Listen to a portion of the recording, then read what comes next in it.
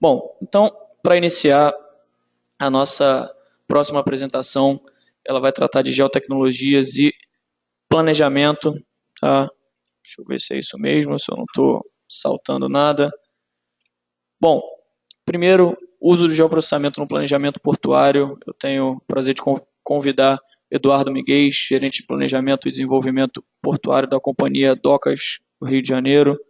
Então, Eduardo é administrador aqui pela UERJ, mestre em engenharia de produção pela UFRJ, especialista em gestão portuária, está nessa gerência de planejamento lá da companhia Docas. Então, Eduardo, seja bem-vindo.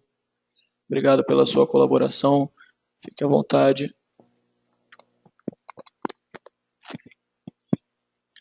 Boa tarde.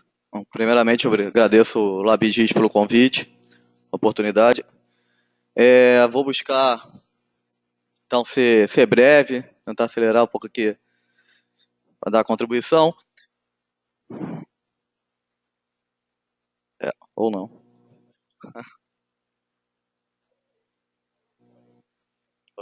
Bom, primeiramente, rapidamente falar a Companhia Docas do Rio de Janeiro, né, situar quem é a Companhia Docas do Rio de Janeiro.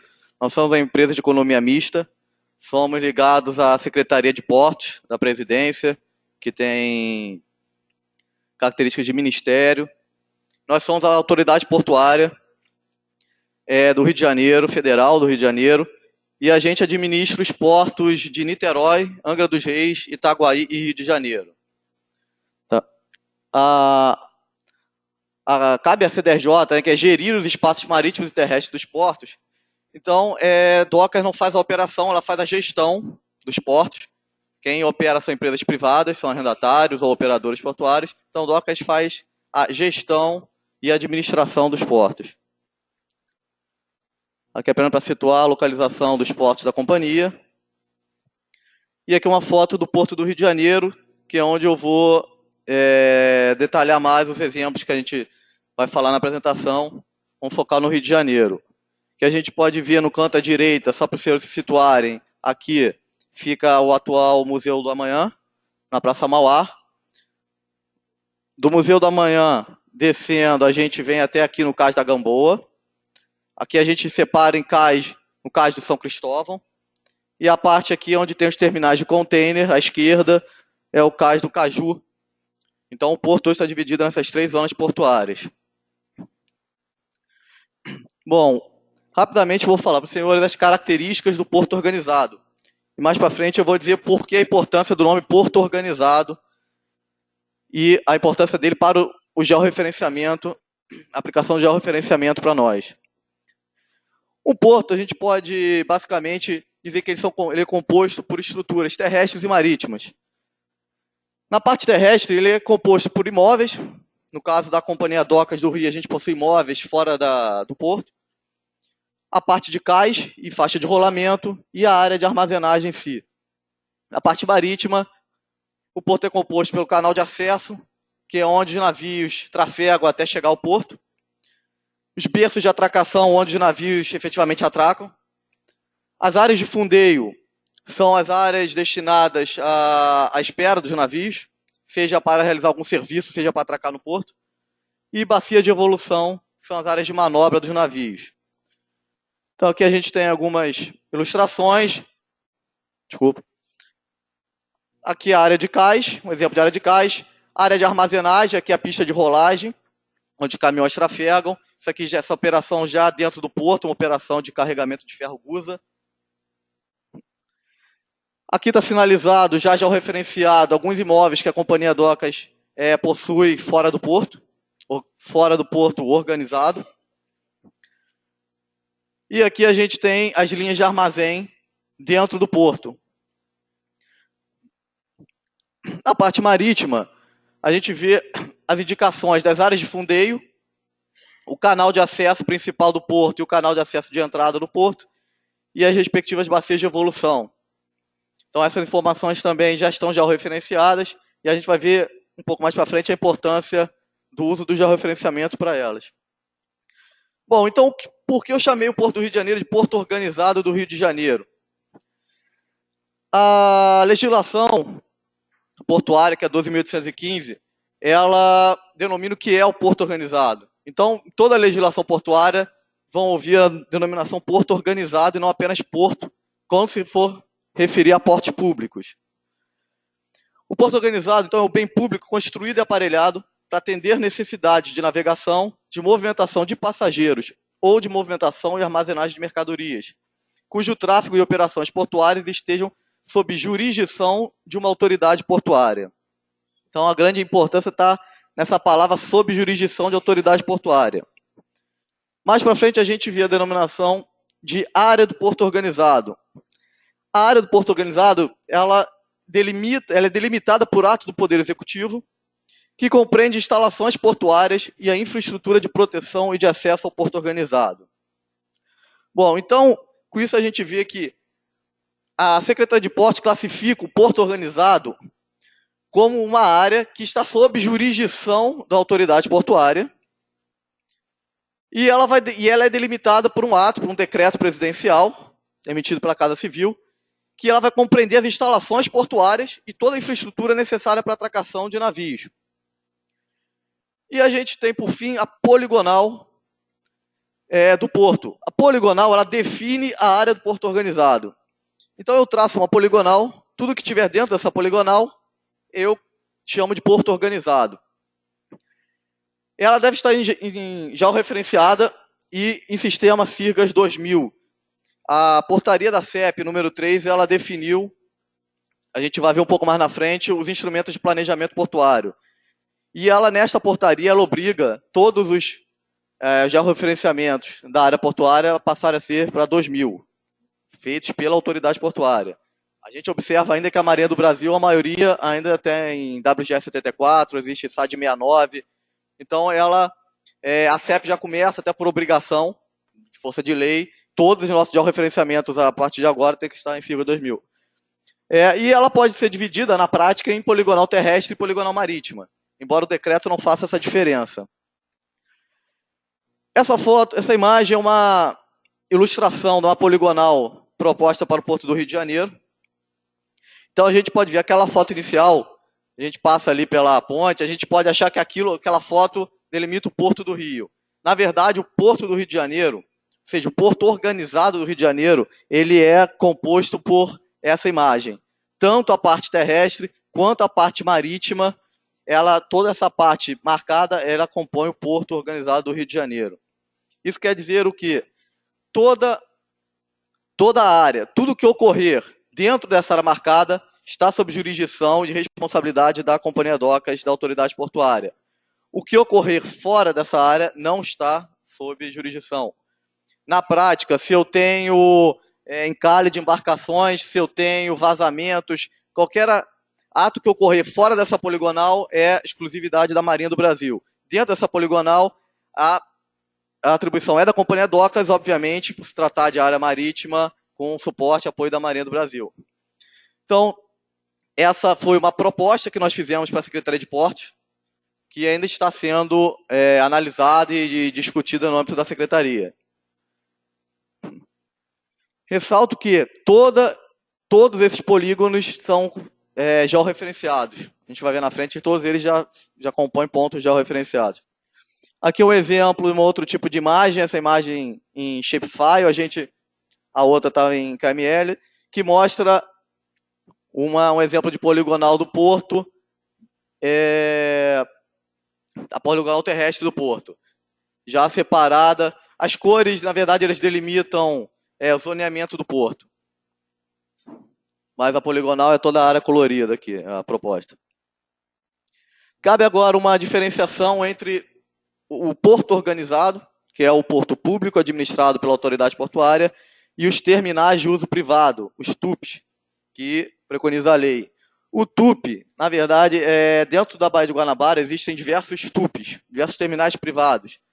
Eu coloquei alguns aqui como exemplo. A gente tem terminal aquaviário da Ilha da Água, terminal flexível de GNL da Baía de Guanabara, terminal marítimo da Braskem, TUP Ilha Redonda, terminal aquaviário da Ilha Comprida. Itaguaí, a gente cita outros, a gente tem o terminal da Ilha Guaíba, da Vale, a gente tem em Itaguaí também, em Angra, o terminal TBIG da Petrobras, Porto Sudeste é um TUP, é um terminal de uso privado, superporto, o Porto do Açu, desculpa, o Porto Sudeste também é um tubo. Então, tudo que não fizer parte do porto organizado são terminais. A maioria dos terminais são já de empresas como Petrobras, Braskem, que utilizam para ela própria. E qual a grande importância disso tudo? Bom, primeiro na proposta de poligonal que nós fazemos para a Secretaria de Portos, as áreas de terminais privados não podem fazer parte dessa poligonal, ou seja, eu não tenho jurisdição para colocar dentro da jurisdição da autoridade portuária uma área privada. Em contrapartida, do mesmo modo, um terminal privado não pode jamais entrar na área da Companhia Docas. Ele não pode pedir uma área que não seja dele. Então, a gente vê que dentro da Baía de Guanabara existem diversos terminais e, quando eu falar dos benefícios em si do georreferenciamento, a gente vai ver o porquê da importância de eu colocar isso agora. A gente vê que eles ficam próximos ao polígono do porto organizado. Bom, falar do georreferenciamento. As principais aplicações hoje para do georreferenciamento na área portuária, hoje e já de muito tempo. Isso aqui é uma imagem de carta náutica, que a gente então usa o georreferenciamento para delimitar áreas de fundeio, canal de acesso, boias, oleodutos. Então a gente visualiza aqui a marcação de um oleoduto, áreas de fundeio circulares, áreas de fundeio em polígono, o canal de acesso, aqui a boia que delimita o canal de acesso. Então, na área terrestre é mais fácil você identificar a divisão de um território. Na área marítima, se eu não tiver o georreferenciamento, se eu não tiver coordenadas geográficas para essa delimitação, eu simplesmente posso causar algum acidente na navegação. Por exemplo, se eu não tiver boias delimitando um canal de acesso, o navio pode, se sair dessa rota, ele pode encalhar. Porque eu tenho toda a rota que o navio faz tem uma profundidade determinada e dragada para tanto. Ao redor dessas áreas, não necessariamente eu tenho a mesma profundidade. Geralmente eu não tenho a mesma profundidade. Então, se eu estou dizendo que o navio pode aguardar nessa área de fundeio, é que eu sei qual a profundidade, qual o calado, né, que é a profundidade necessária para o navio atracar ou fundear, qual é o calado dessa área, e a partir daí eu destino determinados tipos de embarcação para determinadas áreas de fundeio. Então, a gente vê passando a ponte diversas embarcações pequenas, várias. Aquelas embarcações são de apoio offshore, são a grande maioria, que ficam fundeadas aguardando para operarem no cais, seja do Rio de Janeiro, seja de Niterói, que as áreas de fundeio são compartilhadas, e retornar para as plataformas e ficar nesse trânsito. As áreas de fundeio, então, são delimitadas. E eu só consigo fazer isso através de um georreferenciamento. A área de tráfego do Porto do Rio de Janeiro, como o Porto de Itaguaí, né, da autoridade portuária, ela tem seu sistema delimitado. Ela hoje faz a leitura dos navios que entram e saem, esse controle do porto, por GPS, e a partir do projeto, provavelmente ano que vem, a gente já vai fazer por satélite. Ou seja, hoje o navio que entra com o transponder desligado, a gente tem dificuldade de acionar. A partir do momento que a gente utiliza o satélite, a gente consegue identificar todas as embarcações. Então, a gente tem as áreas delimitadas no sistema de fundeio e conseguimos acompanhar se efetivamente o navio que entrou se destinou para a área de fundeio que foi indicada para ele. Então, essa base georreferenciada está no sistema de tráfego do porto. Bom, o planejamento portuário, a partir da legislação 12.815 de 2013, a Secretaria de Portos publicou a portaria número 3, em 2014, determinando os instrumentos de políticas portuárias, de planejamento portuário. Os principais planejamentos são o PNLP, que é o Plano Nacional de Logística Portuária, os planos mestres e o Plano de Desenvolvimento e Zoneamento Portuário, o PDZ. Os dois primeiros são responsabilidade da Secretaria de Portos a elaboração. Então, o Plano Nacional de Logística Portuária, ele é um plano estratégico de governo.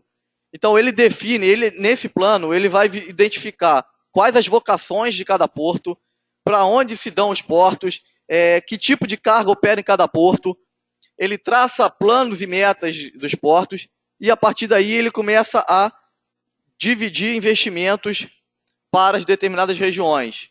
Ou seja, ele precisa, o escoamento da soja vai sair pelo norte, ele quer que saia pelo norte porque tem para Santos, quando escoa para Santos, tem um custo muito alto, tem um problema de transporte, então ele consegue destinar mais investimentos na melhoria dos terminais do norte.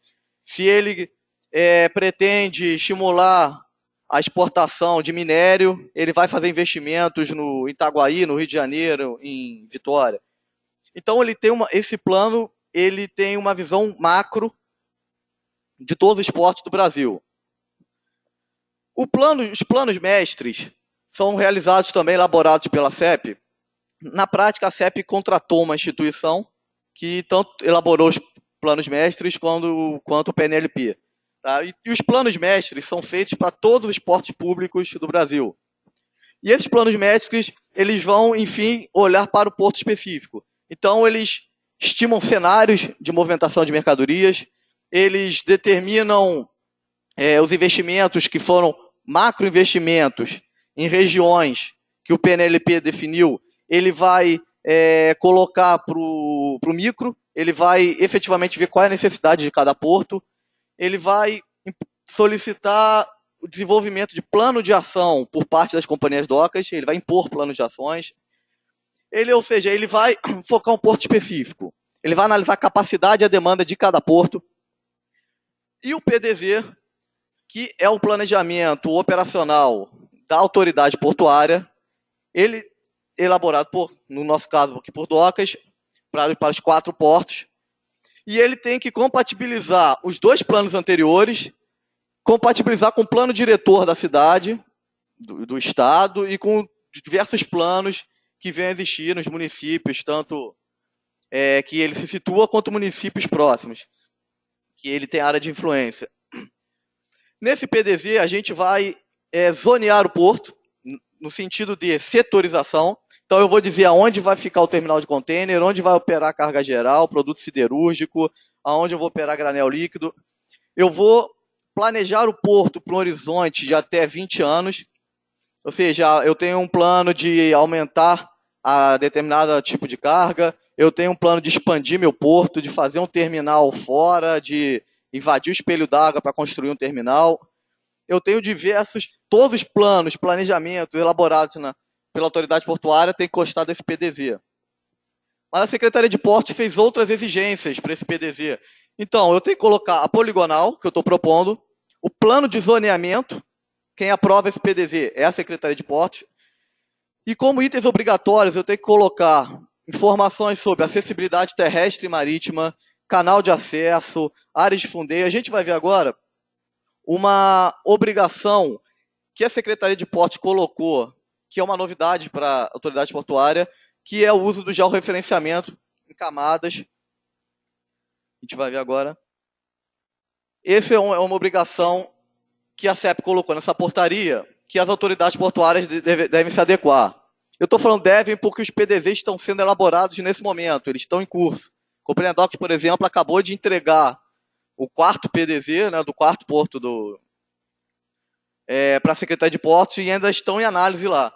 Então, a portaria diz que deverá ser entregue o PDZ em meio digital, em base de dados georreferenciada, adotando-se o sistema de posicionamento global CIRGAS 2000, no formato shapefile ou no formato KML. Então, e ele faz essa exigência para todas essas camadas. Ou seja, o PDZ é composto de um texto, um documento textual, e um arquivo digital que deve compor em camadas de zoneamento do porto, a poligonal do porto, tudo isso está no corpo do texto, está em documento. E eu tenho que passar isso para a camada georreferenciada.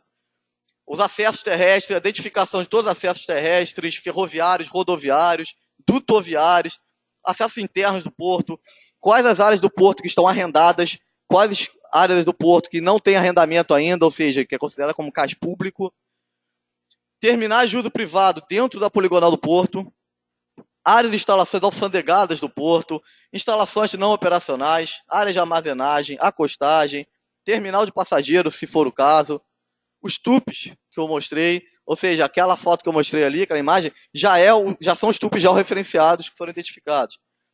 Quais instalações retroportuárias, equipamentos existentes, serviços de apoio e a parte de meio ambiente, que são áreas de conservação, comunidades quilombolas, terras indígenas, áreas prioritárias para a conservação.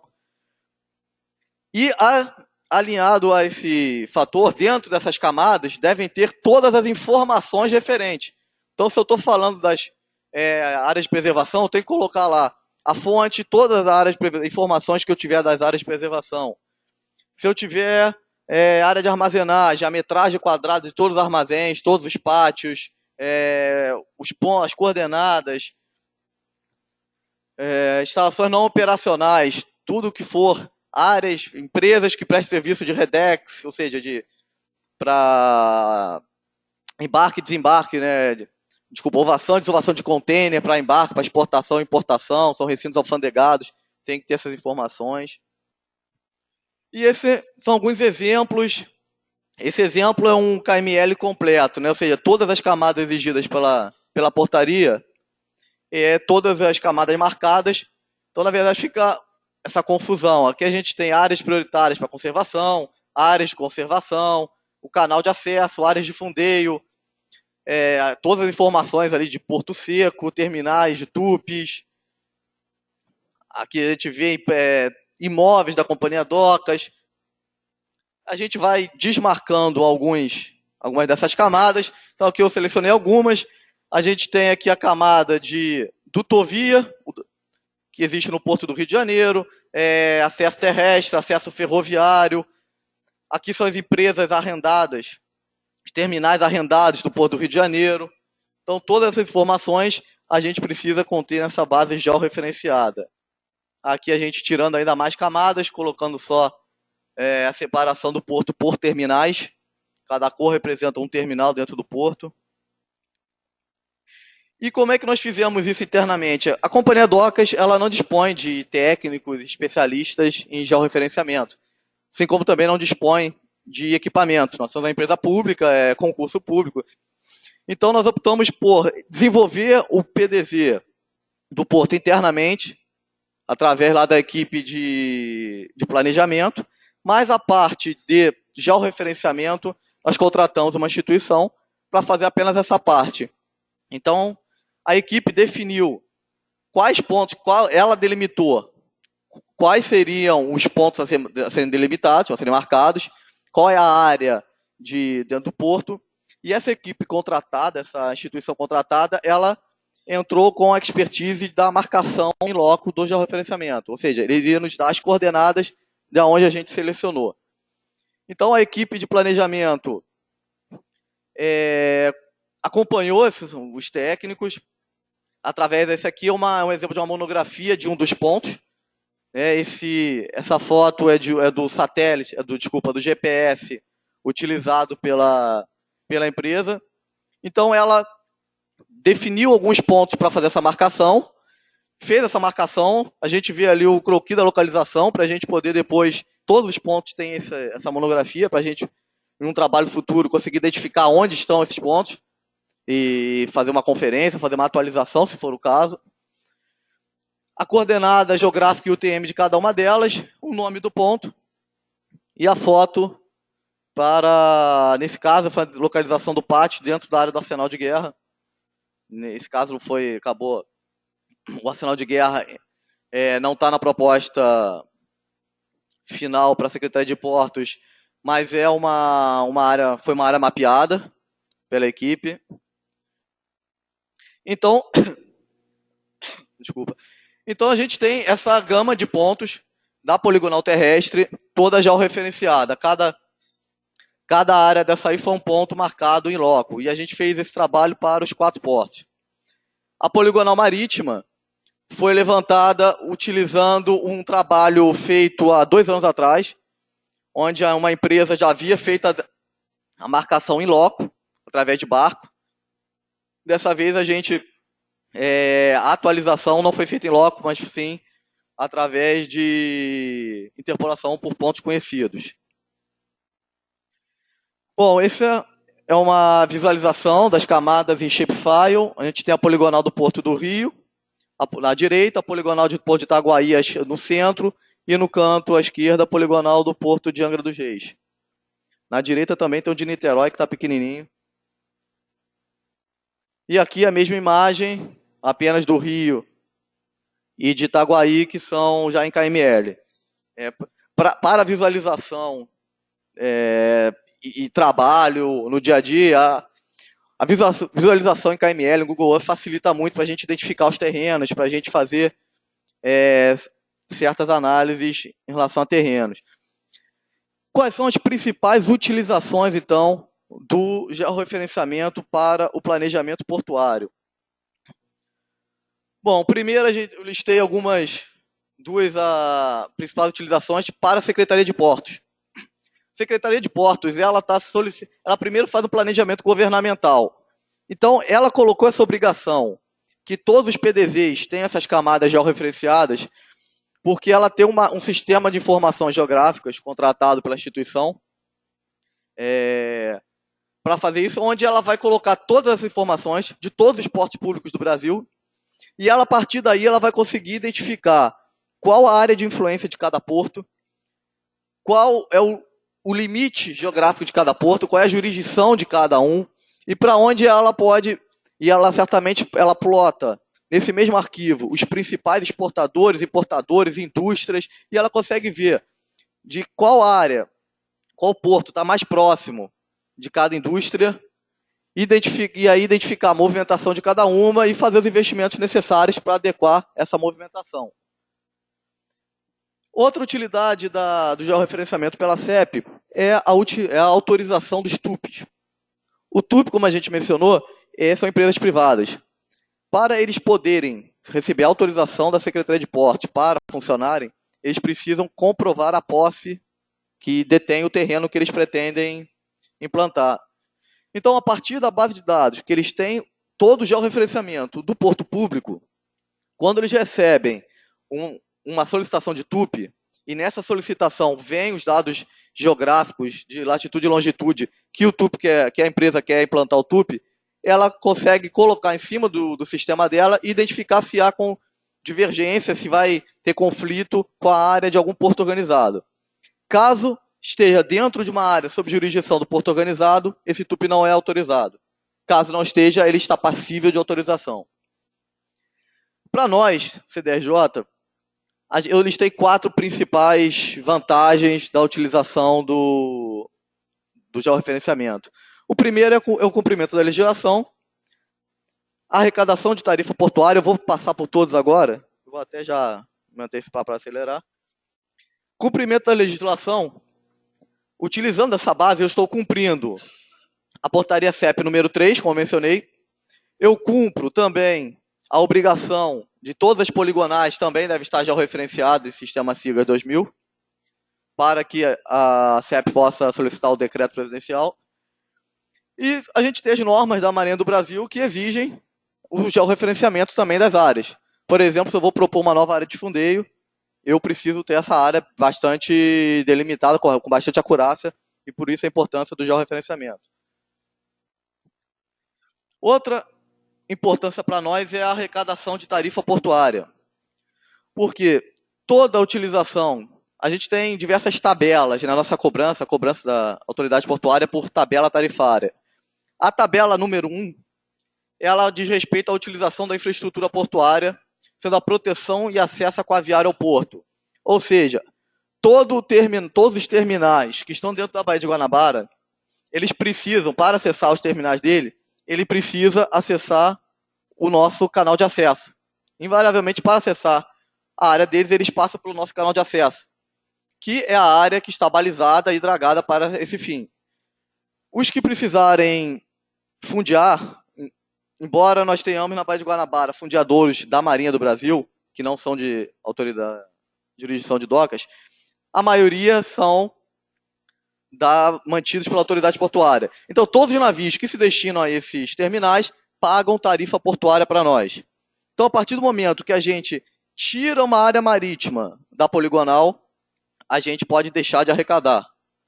Em compensação, A partir do momento que a gente coloca uma área marítima para dentro da poligonal, nós somos os responsáveis por manter essa área. Então, toda a manutenção, a dragagem agora passou para a CEP, mas a sinalização, balizamento, e qualquer outro problema que ocorrer na área, passa a ser de responsabilidade da autoridade portuária. Então, a gente tem arrecadação de tarifa, mas temos os custos para manter a área. Outro importante benefício é a definição da modalidade de licitação. Então, o porto hoje possui áreas e essas áreas são licitadas. Então, se alguma empresa quiser implantar um terminal de container dentro de uma área de docas, dentro do porto, ela solicita o arrendamento, será analisado por docas, pela CEP, pela ANTAC. Se tiver em conformidade com o PDZ, não tem problema, ele tem que concorrer a uma licitação. Qual é a grande diferença? Se a área preferida estiver dentro da poligonal do porto, ou seja, dentro daquela área delimitada que eu marquei, no caso a terrestre, se ela estiver dentro, se a utilização dela for operacional, para fins operacionais, ou seja, movimentação de carga, ela tem que passar pelo arrendamento ou ela é passível de utilização de uma resolução ANTAC, que define alguns critérios de cessão de uso da área, cessão de uso oneroso da área, são algumas modalidades de contratação. Mas nesse caso é a ANTAC, em qualquer um dos casos é a ANTAC, que é a Agência Nacional de Transportes Aquaviários, que vai comandar, ela vai conduzir esse processo licitatório. Se a área estiver dentro da poligonal, mas não for operacional, ou seja, eu quiser fazer um evento, se eu quiser colocar um imóvel apenas de armazenagem de container, qualquer área, qualquer utilização que não seja atrelada à movimentação de carga, eu consigo utilizar a portaria CEP 409. E nessa portaria diz que a CDRJ pode conduzir o processo licitatório. Embora sempre quem assine o contrato seja a Secretaria de Portos. E por último caso, se a área estiver fora da poligonal, ela automaticamente é classificada como não operacional e a gente consegue alugar o terreno, a CDRJ conduzindo o processo licitatório através da 8666. Ou seja, é uma grande responsabilidade, impacto, se eu, como autoridade portuária, defino incluir um terreno meu dentro da poligonal ou fora da poligonal. A partir do momento que eu incluo dentro da poligonal um imóvel, tem um benefício, porque esse imóvel passa a ser de interesse público portuário e, em alguns casos, é importante para evitar invasões, evitar desapropriações, evitar utilizações desse imóvel que não seja para fins portuários ou ligados à atividade portuária. Em contrapartida, eu tenho uma dificuldade um pouco maior para licitá-lo, né? Uma morosidade maior. Se eu estou falando do arrendamento, ele vai ter que entrar num cronograma de leilões dos blocos da ANTAC. Então, eu tenho esse viés de tanto benefícios quanto questões burocráticas para serem resolvidas. E eu tenho também facilitação de estudos e projetos com a utilização do georreferenciamento. Eu posso estudar novos arrendamentos, né, e é importante que um terreno esteja exatamente delimitado. Se eu não utilizar o georreferenciamento para delimitar um terreno, seja para um novo arrendamento, seja para um aluguel, imagina, se eu utilizar apenas imagem de satélite ou de Google Earth sem ter um ponto delimitado, eu posso pegar meio metro, 1 metro, 2 metros da casa do vizinho, de um terreno que seja uma empresa privada. Isso poderia vir a inviabilizar uma futura licitação.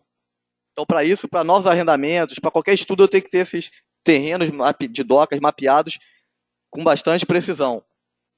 E o último caso são os estudos de otimização de áreas de fundeio e canal de acesso. A gente quiser propor novas áreas de fundeio para otimizar o canal de acesso ou alterar rotas do canal de acesso, a gente também precisa ter. Uma outra aplicação que a gente fez foi um estudo de área de influência do porto. A gente pegou lá no site do Ministério do Comércio Exterior, a gente pegou informações referentes à Alice Web 2, que estava me fugindo, informações referentes à exportação e importação de mercadorias pelo porto.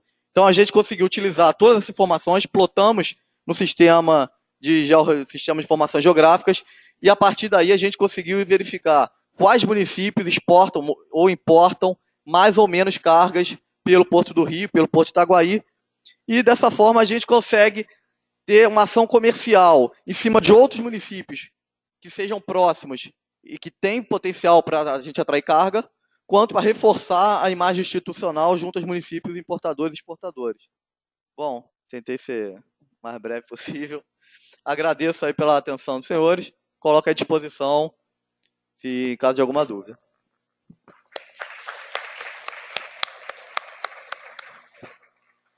Eduardo, muito obrigado pela sua apresentação, parabéns pelas colocações.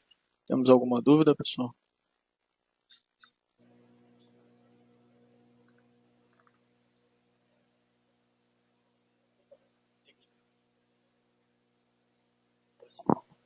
Fiquei com uma curiosidade. Quem faz a fiscalização dessas zonas de proteção do aeródromo? Docas, Marinha, Prefeitura? Ou, como na aeronáutica, ninguém faz nada? Desculpa, qual zona de proteção? Você falou das áreas de influência do cais. Então, você tem as áreas no entorno, não só dentro da poligonal. Dentro da poligonal. Quem faz a fiscalização das áreas dentro da poligonal, a poligonal terrestre é a companhia Docas. Então, a poligonal terrestre ela é composta por terrenos de Docas ou terrenos da União que sejam de interesse, que não estejam sendo utilizados e de interesse da União para utilização portuária. Então, quem faz essa fiscalização dos terrenos é a companhia Docas. Ela faz toda a fiscalização do CAIS, tanto a fiscalização de contratos de arrendamento, quanto a fiscalização operacional em loco. Os imóveis que pertencem à poligonal, a gente tem uma área de patrimônio também que tem todo acompanhamento do registro dos imóveis. Dependendo da área, a gente tem a guarda portuária ou empresas privadas que fazem a segurança, embora algumas áreas ainda hoje tenham sido invadidas, mas as invadidas a gente não pode colocar na poligonal. Então, dentro da poligonal, toda a fiscalização é da companhia Docas. A parte marítima, a gente tem o controle através do sistema de tráfego, do VTMS, do sistema de tráfego da embarcação, da área de tráfego do porto. Então, a gente tem todo o controle de quem entra, quem sai. Na verdade, a gente que autoriza, através do sistema Porto Sem Papel, nós temos diversos anuentes. A Marinha do Brasil, a Anvisa, Polícia Federal, Receita Federal e Companhia Docas. A gente autoriza a entrada de embarcações no porto, tanto para áreas de fundeio quanto para o cais, para atracação no cais. E a gente tem todo esse controle. Mas agora, cada ente que atua dentro do porto tem a sua. A Anvisa, por exemplo, pode não liberar a atracação de um porto, de um navio. Pode não autorizar determinado navio a acessar o canal de acesso. E a gente tem a praticagem, que são os pratos que conduzem os navios até o porto, né, até o cais. Então, dependendo da situação, se tiver um tempo inapropriado ou questões climatológicas de visibilidade, de maré inapropriadas, a praticagem ela não permite a atracação dos navios. Eles têm que aguardar para poder acessar em outro momento o porto. Vitor, tem alguma pergunta online? Não? Bom, então, Eduardo, mais uma vez, muito obrigado.